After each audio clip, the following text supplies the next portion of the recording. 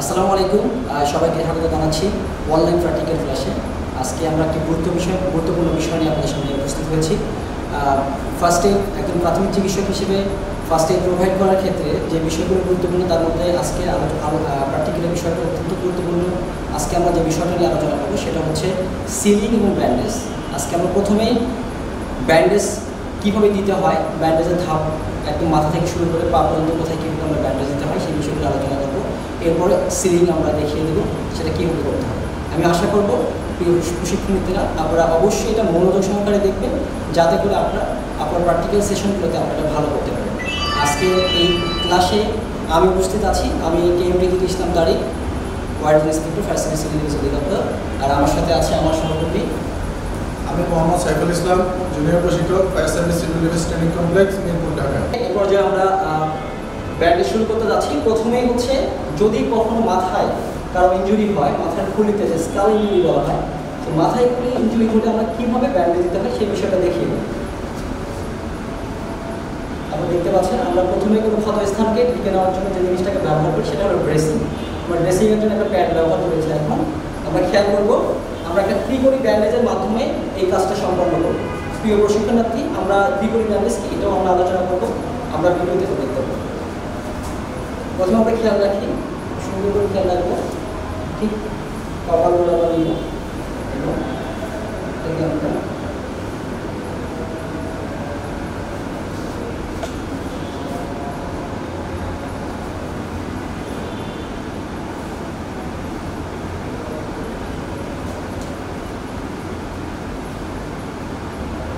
পিছনে কিন্তু দেখা যায় না।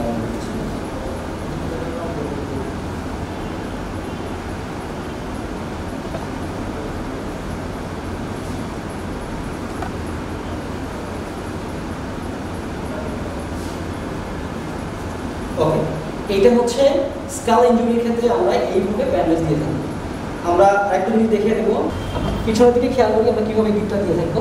এখানে প্রথমে আমরা একটা থার্ড নট দিব, দেন আমরা এটাকে আরও করার জন্য যেটা মেডিকেল গিরা বলি আমরা রিপ নট, এই রিপ নট ব্যবহার করব, তাহলে এটা খুলতে সুবিধা হবে। দেন আমরা পিছনের যে অংশটা আছে এটাকে আমরা ফোল্ডিং করে দেবো।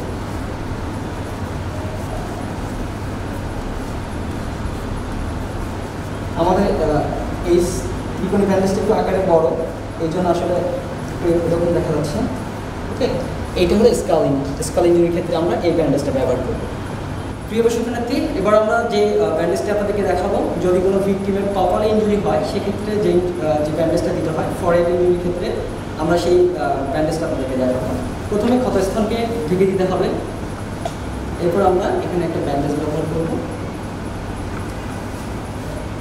ঠিক একইভাবে আমরা পূর্ববর্তী স্কাল ইনজুরির ক্ষেত্রে যেভাবে পিছনে বেঁধে দিয়েছিলাম, ঠিক ওইভাবে একটা থার্ড নট আমরা এখানে ব্যবহার করব। এরপরে আমরা এটা কী করবো, সামনে অর্থাৎ কপালের যে অংশ যেখানে হয়েছে তার ঠিক সামনে আমরা এখানে রিপ নট ব্যবহার করব। আমরা খেয়াল করি একটু রিপ নটটা কীভাবে করতে হবে। এরপরে এটাকে ড্রেসিং করে রাখি। আশা করছি আপনারা বুঝতে পেরেছেন কীভাবে ফরহেড বা কপাল ইনজুরি বলে আমরা ব্যান্ডেজ ব্যবহার করব। এবার আমরা যে জিনিসটা যে ব্যান্ডেজটা দেখাবো সেটা হচ্ছে যদি চোয়ালে কখনো ইনজুরি হয় তাহলে আমরা কীভাবে ব্যান্ডেজিং করব। প্রথমে আমরা এটা দুইভাবে দেখবো। আমরা প্রথমে ক্ষতস্থানে প্যাড ব্যবহার করব। এখানে আমরা খেয়াল রাখবো কানের দুই পাশ দিয়ে, অর্থাৎ এক সাইড কানের সামান্য অংশ দিয়ে এবং আর এক পাশে কানের পিছনের অংশ দিয়ে আমরা ব্যান্ডেজিং করব। তারপরে মাথার উপরে একটা থার্ড নট দিব এবং মাঝখানে সেন্ট্রালাইজ করে আমরা এটাকে কপালটাকে একটা রিং করে নেব।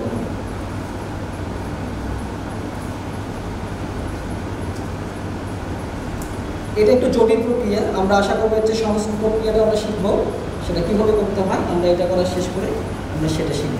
ওকে, এরপর আমরা মাথার উপরে একটা থার্ড নট দিয়ে দিই, সরি রিপ নট দিয়ে দিই।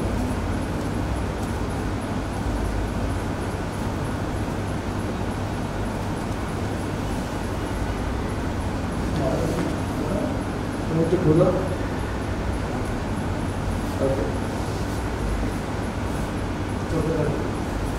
ওকে, এটাকে আরো কত সহজভাবে আমরা দিতে পারি সেটা আমরা একটু দেখে নিব।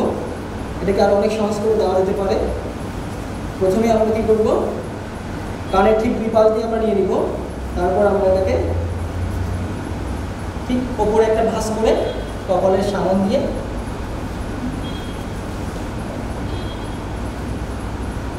সামন দিয়ে এটাকে আমরা এই কানের পাশে দেব।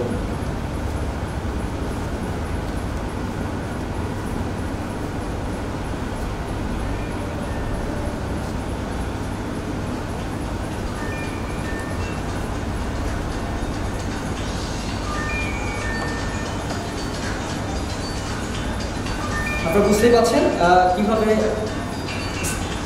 জব আর চোয়ালে কিন্তু এতে কীভাবে ব্যান্ডেজিং করতে হয়। আমরা দুইটা পদ্ধতি আপনাদেরকে শিখিয়েছি। আমরা একটু মাথা থেকে যদি খেয়াল করি, এখানে এই ক্ষেত্রে মাথাটা কী অবস্থা আছে। এই প্রশিক্ষণার্থী বিন্দু, আমরা এবার যে জিনিসটা দেখবো, যে ব্যান্ডেজটা দেখবো, সাধারণত কাঁধে যদি কোনো ইনজুরি হয়, কাঁধে কোনো ব্যথা পেলে আমরা যদি ব্যথা পাই, সেক্ষেত্রে আমরা যে ব্যান্ডেজটা করে থাকি সেটা হচ্ছে শোল্ডারের ক্ষেত্রে যে ব্যান্ডেজ করে থাকি আমরা সেটা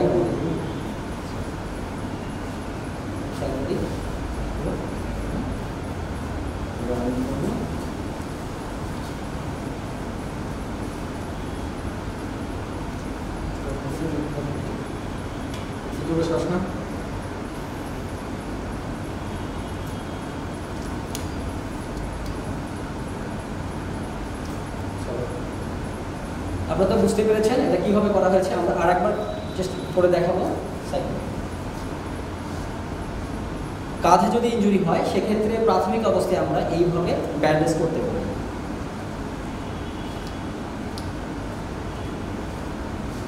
আমরা আরেকবার দেখিয়ে দিই এটা কীভাবে দিব। আমরা প্রথমেই আমরা ত্রিকোণী ব্যান্ডেজকে এরকম করে শুরু করে ভাঁজ করে দিয়েছি আমরা।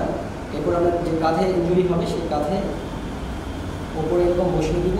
দেন আমরা এটাকে ঠিক শোল্ডারের উপর দিয়ে, চেস্টের উপর দিয়ে আমরা রিপ্রাউন্ড করে দেবো।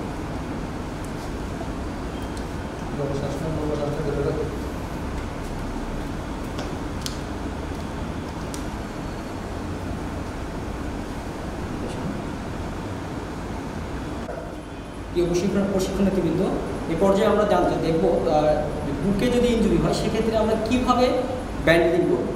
তো প্রথমে আমরা একটা ত্রিপুরি ব্যান্ডেজ নিয়েছি আমরা। আপনারা জানেন যে ত্রিপুরি ব্যান্ডেজের 3টা প্রান্ত আছে। সাধারণত একটা ত্রিভুজ 180 ডিগ্রি হয়ে থাকে। যে কোণটা বা যে অংশটা 90 ডিগ্রি হয়ে থাকে এইটাকে আমরা বলি পয়েন্ট, এবং বাকি 45 ডিগ্রি যে কোণগুলো থাকে এগুলোকে বলি আমরা ইন্ট। তো এই ক্ষেত্রে প্রথমে আমরা যদি বুকে এখানে ইনজুরি হয়ে থাকে আমরা একটা প্যাড ব্যবহার করবো, ড্রেসিং করে ফেলবো সেটাকে। দেন আমরা একটা ত্রিকোণী ব্যান্ডেজের ইন্ট, ইন্ট পয়েন্টটাকে আমরা ঠিক শোল্ডার যে অংশে আক্রান্ত হয়েছে, আঘাত পেয়েছে, ওই অংশে আমরা ওপর দিয়ে দিয়ে দিব। ওপর দেখতেই পাচ্ছেন কীভাবে আমরা দিচ্ছি। এরপরে আমরা এখানে একটা রিপ্রপ নিয়ে নেব।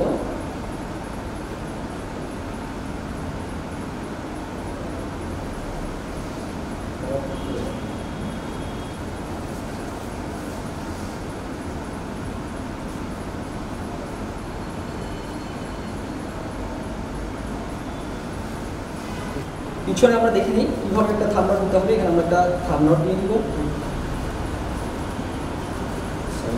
দিব।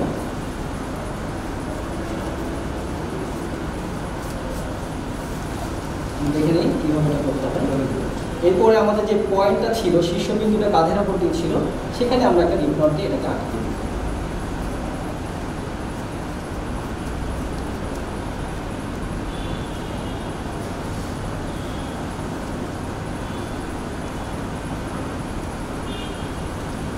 এরপরে আমরা এটাকে সুন্দর করে ড্রেসিং করে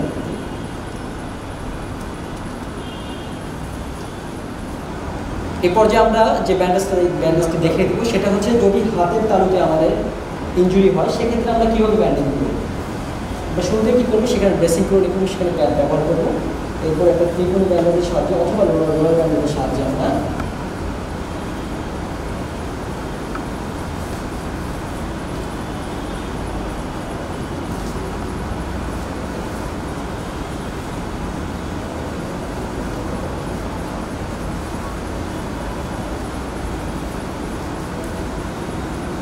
থামানো দিন না। দেন আমরা অপর দিকে একটা রিব ডেলিভার করব।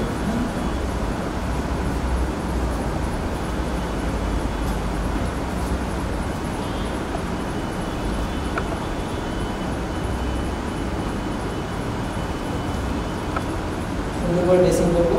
তার কারণ হচ্ছে ড্রেসিংটা একটা গুরুত্বপূর্ণ বিষয়। আপনারা ফার্স্ট এড হিসেবে কতটা পারফেক্ট ফার্স্ট এড প্রোভাইড করেন, সেক্ষেত্রে ড্রেসিংটা একদম চিকিৎসক দেখলেই বুঝতে পারবেন যে আপনি কতটুকু ভালো ফার্স্ট এড প্রোভাইড করেন। দেখতে পাচ্ছি যে হাতের তালু যদি ইঞ্জুরি হয়, সেক্ষেত্রে আমরা এইভাবে ব্যান্ডেজিং করতে পারি। এরপর যে আপনাদেরকে আবার দেখিয়ে দিব আরেকভাবে আমরা যদি হাতের তালুতে আবার কোনো ইঞ্জুরি হয়, সেক্ষেত্রে আমরা আরেকটা পদ্ধতি অবলম্বন করতে পারি। প্রথমে আমরা ঠিক একইভাবে ট্যাগ ব্যবহার করবো, ড্রেসিং করে ফেলবো। দেন আমরা ঠিক হাতের ওপর দিয়ে আমরা ত্রিকোণী ব্যান্ডেজ ব্যবহার করবো। সাধারণত ত্রিকোণী ব্যান্ডেজের মাধ্যমে এই পদ্ধতিতে করা হয়ে যায়। এরপর আমরা খেয়াল করি ত্রিকোণী ব্যান্ডেজ দুইটা ইন আমরা দুই পাশে ক্রসিং করে দিব। দেন আমরা একটা কাউন্টার দিব।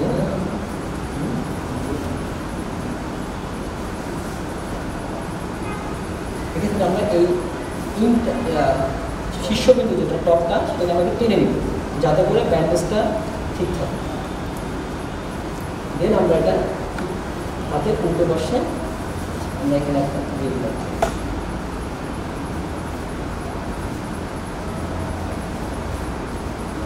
এরপর আমরা এটাকে ড্রেসিং করি।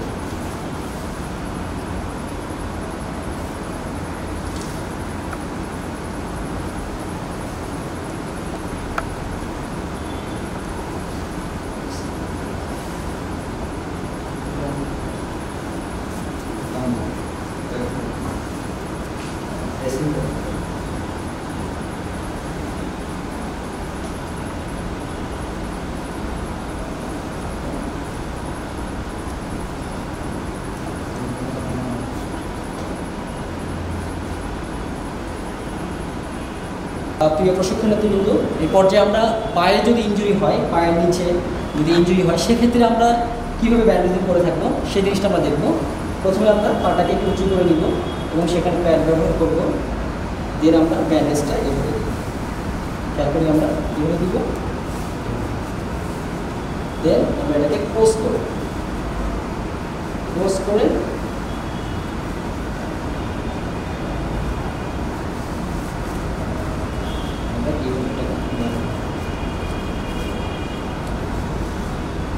যদি কোনো ক্ষেত্রে আমাদের হিলের প্রবলেম হয়, সেক্ষেত্রেও কিন্তু আমরা এইভাবে এটাকে ব্যবহার করতে পারি এবং পিছনে আমরা রিপোর্ট দিয়ে দিই। অথবা আমাদের যদি বড় হয়, তাহলে এটাকে আমরা আবার সামনে নিশে একটা থামনাট দিয়ে সামনে নিশে রিপোর্ট দিয়ে দিই।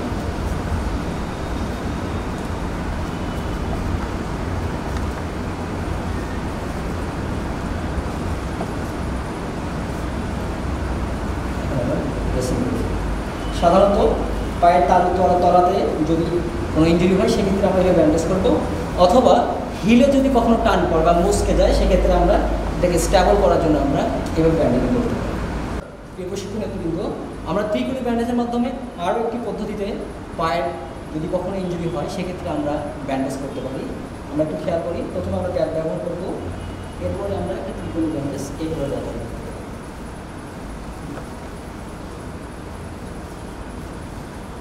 খেয়াল করি আমরা, এরপরে ব্যান্ডেজের একটা অংশ এগিয়ে যাবে আর একটা অংশ পিছনে থামনাট ব্যবহার করবো আমরা।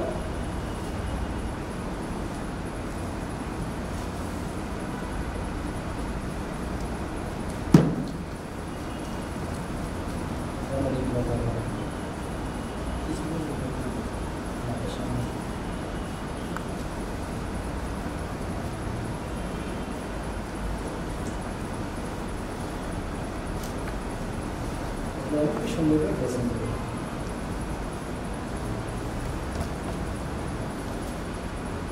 আপনারা বুঝতেই পারছেন যে কীভাবে পায়ের ব্যান্ডেজটা করতে হবে। আশা করছি আপনারা যে ব্যান্ডেজগুলো প্রথম থেকে আমরা দেখিয়েছিলাম, মাথা থেকে শুরু করে পা পর্যন্ত যে ব্যান্ডেজগুলো আমরা দেখিয়েছিলাম, আশা করছি আপনারা ব্যান্ডেজগুলো সুন্দরভাবে শিখতে পেরেছেন। এরপরে আমরা যে বিষয়গুলো শিখবো, এরপরে আমরা কীভাবে সিলিং দিতে হয় সেই বিষয়গুলো আমরা জানতে পারি। প্রিয় প্রশিক্ষণার্থী, এখন আমি যে সিলিংটা দেখাবো সেটা হচ্ছে লার্জ আর্ম সিলিং। আমাদের হাতের যদি বড় বাহু ভেঙে যায় তাহলে এই সিলিংটা আমরা দিয়ে থাকি। এই সিলিংটা দেওয়ার পদ্ধতি হচ্ছে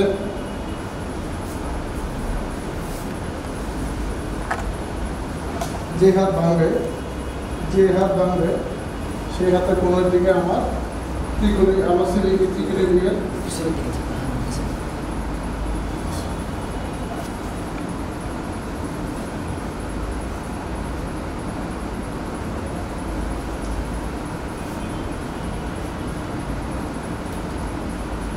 এখানে একটি গিট দিয়ে আমরা শক্ত করে বেঁধে দিই। গিটটার আরেকটি নাম হচ্ছে ডাক্তাররা এই গিটটা ব্যবহার করে। এখন আমরা ড্রেসিং করবো।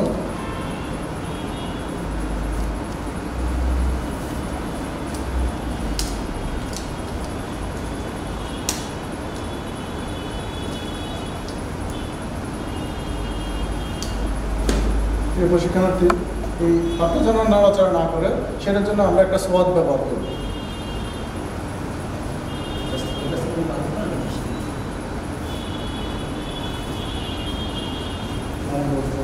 সোয়াদ ব্যবহার করার জন্য অবশ্যই আমরা ভিকটিমকে বলবো একটা লম্বা বড় শ্বাস নেওয়ার জন্য, কেননা সোয়াদটা যদি শক্ত করে দেয় তাহলে ভিকটিমের শ্বাস প্রশ্বাস নিতে কষ্ট হতে পারে। এরপরে আরেকটি বিষয় খেয়াল রাখতে হবে, আমরা যখন তার সিলিং করব এবং সিলিং করার শেষে আমরা তার আঙুলের নখে এরকম চাপ দিয়ে দেখবো তার পিএমএস ঠিক আছে কিনা, অর্থাৎ পালস, মোটর ফাংশন এবং সেন্সেশন সঠিক আছে কিনা। সেক্ষেত্রে আমরা খেয়াল করব, যখন আমরা নখের এখানে চাপ দিব তখন দেখতে পারবো ছেড়ে দেওয়ার 2 সেকেন্ডের মধ্যে যদি রক্ত চলে আসে তাহলে বুঝতে হবে যে তার পিএমএস সঠিক আছে। আমরা আরেকবার দেখি, আমরা নখে যখন চাপ দিব এটা ছেড়ে দেওয়ার 2 সেকেন্ডের মধ্যে যদি চলে আসে রক্ত তাহলে বুঝতে হবে যে পিএমএস সঠিক আছে। প্রিয় প্রশিক্ষণার্থীবৃন্দ, আপনারা জানেন সিলিং 4 প্রকার। প্রথমটা আমরা শিখে ফেলেছি, প্রথমটা হাতের বড় বাহু ভাঙলে আমরা প্রথম লার্জ আর্ম সিলিংটা দিয়ে দেয়। এবার যে সিলিংটা দিব সেটার নাম হচ্ছে small arm ceiling. Small arm ceiling হাতের যদি কোনো ছোট বাহু অথবা বিশেষ করে কবজি ভেঙে যায় তাহলে আমরা এই সিলিংটা দিয়ে থাকি।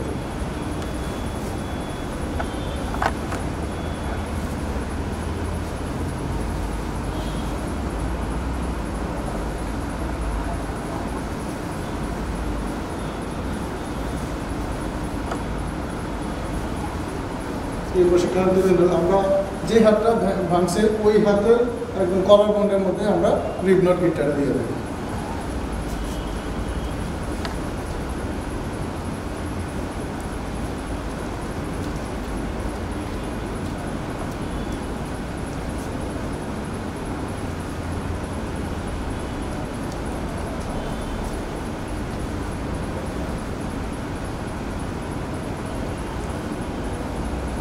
এখন আবার সেম কাজটা আবার করবো, সোয়াদ দিয়ে দেবো যেন হাতটা যেন নাড়াচাড়া না, মুভমেন্ট না করে।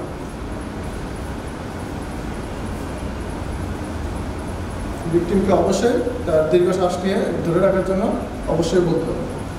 শ্বাস নিয়ে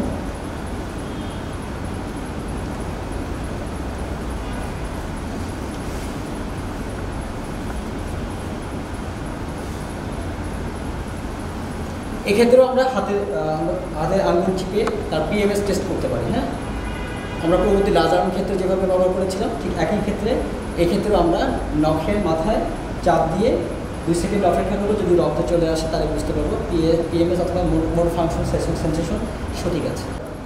প্রিয় প্রশিক্ষণার্থী, 4টা সিলিংয়ের মধ্যে আমরা 2টা সিলিং শিখতে পেরে 2টা সিলিং আমরা 2টা পদ্ধতিতে আমরা প্রয়োগ করেছি। এখন যে পদ্ধতিটা আমরা দেখাবো সেটা হচ্ছে কলার অ্যান্ড কাপ সিলিং। এই কলার অ্যান্ড কাপ সিলিং কাদেরকে দেওয়া হয়? এটা দেওয়া হয় দুষ্ট বালকদের, ছোটো বাচ্চাদের। কারণ বাচ্চারা বুঝতে পারবে না হাত ভাঙার পরে হাতের ক্ষতি আরও বাড়বে না কমে, কীভাবে ভাঙার পরেই তারা আবার খেলাধুলা শুরু করে দেবে। তাই তাদেরকে এই কলার অ্যান্ড কাপ সিলিংটা দেওয়া হয়। কলার অ্যান্ড কাপ সিলিংটা দেওয়ার জন্য এখানে হাতের প্রথমে আমরা এখানে একটা ক্লো উইচ দিব, বসি অথবা বসিয়ে দিব।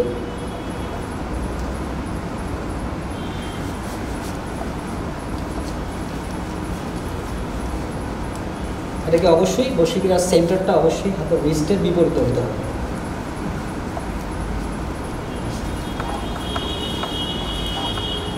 এরপরে ঠিক পূর্বে লার্জ আর্ম এবং স্মল আর্ম সুইংয়ের ক্ষেত্রে আমরা যে হাত ভেঙেছিল ঠিক সেই পাশেই কিন্তু আমরা রিপ রড দিব, বেঁধে দিব।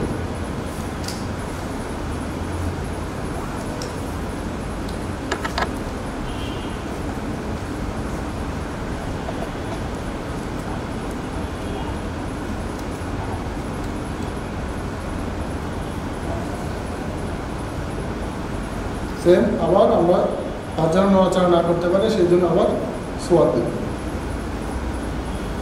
আরও ভালো রাখার জন্য এই সোয়ারটা দেওয়া হয়ে থাকে যাতে করে ভিকটিমের হাত সঠিকভাবে স্ট্যাবল হয় বা অনড় হয়।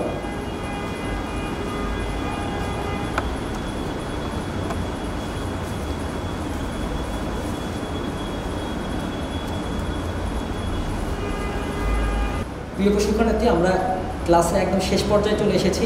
আমরা শুরুতেই বিভিন্ন ধরনের ব্যান্ডেজ দেখিয়েছিলাম আপনাদেরকে, আর এরপরে আমরা দেখিয়েছিলাম সিলিং কীভাবে দিতে হয়। আমরা 4টি সিলিংয়ের মধ্যে অলরেডি 3টি সিলিং আমরা দেখিয়েছি, large arm, small arm sling, collar and cuff sling, এবং ফাইনালি আমরা এখন যেটা দেখাতে যাবো আপনাদেরকে সেটাকে বলি আমরা সেন্ট জন সিলিং। আমরা সেন্ট জন সিলিং কখন দিয়ে থাকি আমরা আপনাদের অবগতির জন্য আরেকবার জানিয়ে রাখি। সাধারণত ভিকটিমের যদি কলার বন অথবা বিউটি বন, আমরা আপনাদেরকে আরও স্পষ্ট করার জন্য যেটা বলতে চাই, সাধারণত ছেলেদের ক্ষেত্রে এটাকে আমরা কলার বন বলে থাকি এবং মেয়েদের ক্ষেত্রে এটাকে বলা হয় বিউটি বন। এই বিউটি বন বা কলার বনের যদি জয়েন্ট ভেঙে যায় অথবা জয়েন্ট খুলে যায় বা এই হাড়টা যদি ভেঙে যায়, সেক্ষেত্রে আমরা এই জায়গাকে অনড় রাখার জন্য যে সিলিং ব্যবহার করে থাকি এটাকে বলা হয় সেন্ট জন সিলিং। তারপর আপনাদেরকে আমরা এখন এই সেন্ট জন সিলিং কীভাবে দিতে হয় আপনাদেরকে আমরা প্র্যাকটিক্যালি দেখিয়ে দিই। প্রথমে আমরা ভিকটিমের হাতটাকে, যে হাতের যে কলার বন বা বিউটি বনের জয়েন্ট খুলে তোমাকে ভেঙে যাবে সেই হাতটাকে প্রথমে আমরা ভাঁজ করে দিই, ঠিক এইভাবে 45 ডিগ্রি আগে। এরপরে আমরা একটা ত্রিকোণী ব্যান্ডেজের সাহায্যে ত্রিকোণী ব্যান্ডেজকে আমরা ঠিক তার গায়ের উপরে চাদরের মতো দিয়ে দিই। এরপরে আমরা এটাকে হাতের নিচ দিয়ে সুন্দর করে ক্লোজ করে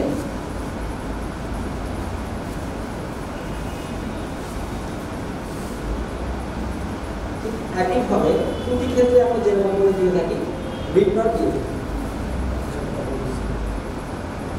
আমরা খেয়াল করব এর আগে আমরা যতগুলো ব্যান্ডেজ দিয়ে সিলিং দিয়েছিলাম সব ক্ষেত্রে কিন্তু ভিকটিমের যে হাত ভেঙে গিয়েছিল সেই হাতের দিকেই কিন্তু আমরা রিপ রড দিয়েছিলাম। কিন্তু সেন্ট জনের ক্ষেত্রে যেটা খেয়াল রাখতে হবে সেটা হচ্ছে সেন্ট জন, যে হাতে সেন্ট জন দিব আমরা সিলিংটা ব্যবহার করব সেই হাতের বিপরীত স্থানে আমরা এটাকে ব্যবহার করব, বেঁধে ফেলব।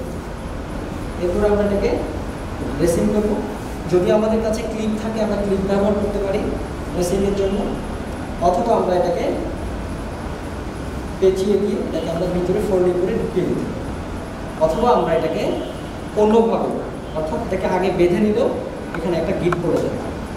এরপরে ফাইনালি আমরা এটাকে আরও অনড় করার জন্য এর পূর্ববর্তীগুলোতে যেরকম সাহায্যকারী গিরা ব্যবহার করেছিলাম, যেটাকে আমরা সোয়ার বলি, সেটা ব্যবহার করি। ঠিক একইভাবে ভিকটিমকে আমরা বলবো দীর্ঘ নিঃশ্বাস নেওয়ার জন্য। এরপরে আমরা এটাকে বেঁধে দিই।